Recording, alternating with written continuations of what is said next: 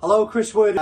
Today's video, following on from yesterday's video, is to explain what are the responsibilities of a director when the company becomes insolvent. Okay, so if your business is starting to struggle or it's been struggling for a while, it's normal to feel under pressure. It's normal to feel stressed out a bit about this situation. Now, the first thing I want you to understand is there are lots of directors right now who are having sleepless nights worrying about the company. Now, when you become insolvent, so that's the first question, am I insolvent? So if you can't pay your debts when they fall due, technically you're insolvent. Now, when you become insolvent, your responsibilities as a director change slightly.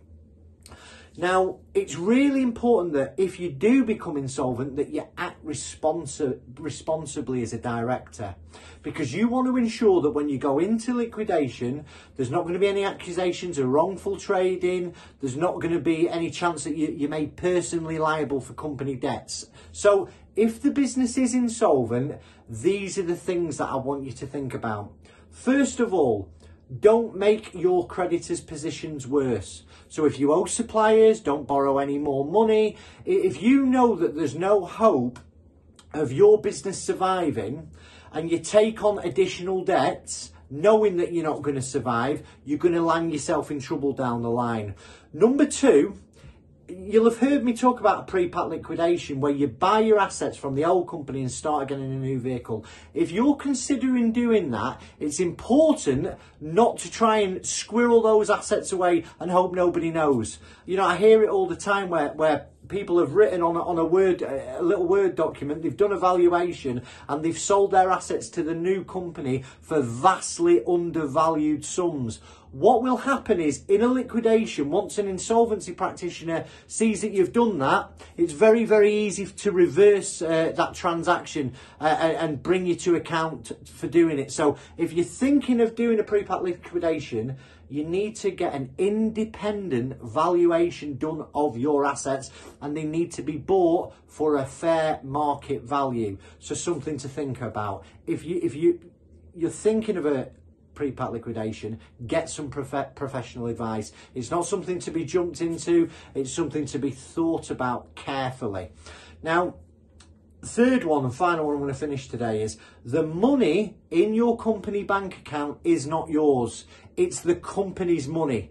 Now, even if the company owes you, the director, money and you become insolvent, you can't just take the money out of the business bank account, because that would be seen as a preferential payment. And again, if you go into an insolvency procedure, an insolvency practitioner would look at that and potentially that's going to cause you problems. Now, listen, if your company's struggling, there's options available. You could use something called a company voluntary arrangement, which allows you to continue to trade. It allows you to restructure your debts over 60 months and, keep the doors open. Now, if you're thinking of a pre-pack liquidation that allows you to buy the assets of the insolvent company and start again, you need to get professional advice on that. There's certain things that you need to check. If sadly it's the end of the road for your company and you don't want to continue and you've got debts, a creditor's voluntary liquidation would be the formal closure of that company and the unsecured debts of the business would be written off. Now, if you do a liquidation, you might also be entitled to a redundancy claim. The average claim's £9,000. It's not to be sniffed at. This is stressful. I understand, because I was there a number of years ago. Now, I've helped since then hundreds of limited companies directors with these type of problems. So if it's keeping you awake at night, if you don't know where to turn and you want some free and independent advice, I'm here. Put the questions in the comments below. Go and follow us. Send us an inbox. And listen, if you found this useful, like it, share it, give us a comment. Thanks for your time. I hope that's been helpful. Goodbye.